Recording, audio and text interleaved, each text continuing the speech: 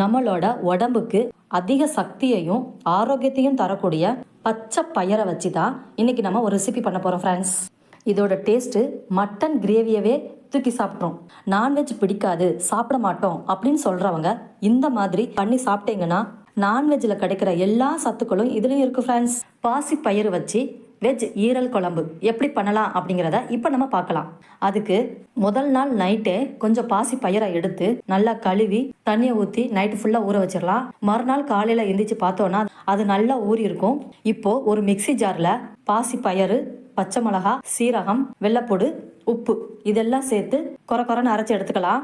இப்போ நம்ம அரைச்ச பேஸ்ட்டை ஒரு தட்டுல எண்ணெயை தடவி அதுலயும் போட்டு நீராவில வேக வச்சு எடுத்துக்கலாம். அப்படி இல்லைன்னா இட்லி கொப்பரையிலையும் வேக வச்சு எடுத்துக்கலாம். நான் இப்போ நீராவில வேக வச்சு தான் எடுத்திருக்கேன். இதை ஒரு 10 நிமிஷம் வேக வச்சுக்கலாம். 10 நிமிஷம் ஆனதுக்கு அப்புறமா இதை ஒரு கத்தியை வச்சு எடுத்தோம்னா கத்தியில ஒட்டாம வரணும். இப்போ பாருங்க, இது நல்லா வெந்துருச்சு. இதை தனியா எடுத்துக்கலாம். இப்போ இதை குட்டி குட்டி பீசஸாக கட் பண்ணி நம்ம தனியாக எடுத்து வச்சுக்கலாம். பாசி பயிறு நம்ம தொடர்ந்து எடுத்துக்கிட்டோம்னா நம்மளோட உடல் எடையை அதிகரிக்காம பார்த்துக்கும். அதே மாதிரி நம்மளோட இதய ஆரோக்கியத்துக்கும் ரத்தத்தில் இருக்கிற சர்க்கரை அளவை கட்டுப்படுத்துறதுக்கும் இது ரொம்பவே உதவியாக இருக்குது ஃப்ரெண்ட்ஸ். இப்போ ஒரு கடாயில் பட்டை, கிராம்பு, ஏலக்காய், கொத்தமல்லி, மிளகு, ஜீரகம், பெருஞ்சீரகம், பிரியாணி இலை இது எல்லாமே ட்ரை ரோஸ்ட் பண்ணி எடுத்துக்கலாம். இது நல்லா ஆறுனதுக்கு அப்புறமா மிக்சி ஜார்ல அரைச்சி பவுடரா எடுத்து வச்சுக்கலாம். இப்போ அதே கடாயில கொஞ்சமா எண்ணெயை ஊற்றி எண்ணெய் காஞ்சதுக்கு அப்புறமா பச்சை மிளகாவை சேர்த்து வதங்கினதுக்கு அப்புறமா கொஞ்சமா வெள்ளைப்பொடியும் எடுத்து சேர்த்து வதக்கிக்கலாம். இது நல்லா வதங்கினதுக்கு அப்புறமா நம்ம நறுக்கி வச்சிருக்கிற வெங்காயத்தையும் சேர்த்து நல்லா வதக்கிக்கலாம். அப்புறம் நம்ம பொடியை நறுக்கி வச்சிருக்கோம் இல்லையா தக்காளி, அதையும் சேர்த்து நல்லா வதக்கிக்கலாம். இது எல்லாம் நல்லா வதங்குறதுக்காக இதுக்கு தேவையான அளவு உப்பையும் சேர்த்து வதக்கிக்கலாம். இது எல்லாமே இப்போ நல்லா வதங்கிருச்சு.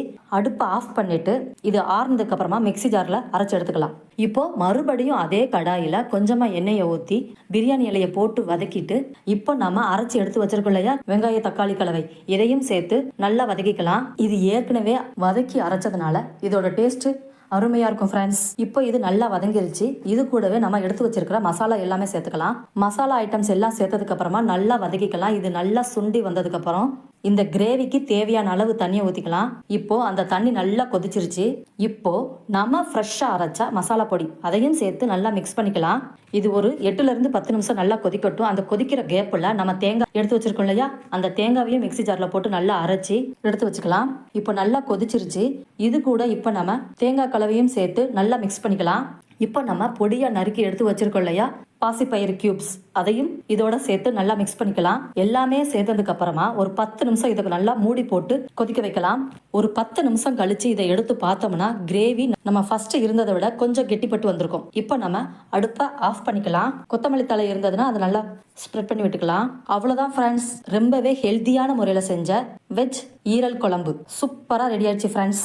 இது இட்லி, தோசை, சப்பாத்திக்கு மட்டும் இல்லை ஃப்ரெண்ட்ஸ், சாதத்துக்கும் அவ்வளோ அருமையாக இருக்கும் ஃப்ரெண்ட்ஸ். நான்வெஜ் பிடிக்காது சொல்கிற குழந்தைங்க கூட இதில் இருக்கிற பாசிப்பயிறு பீசஸை ரொம்பவே விரும்பி சாப்பிடுவாங்க ஃப்ரெண்ட்ஸ். இந்த வீடியோ உங்களுக்கு பிடிச்சிருந்தா லைக் பண்ணுங்கள், ஷேர் பண்ணுங்கள், கமெண்ட் பண்ணுங்கள். தேங்க்யூ.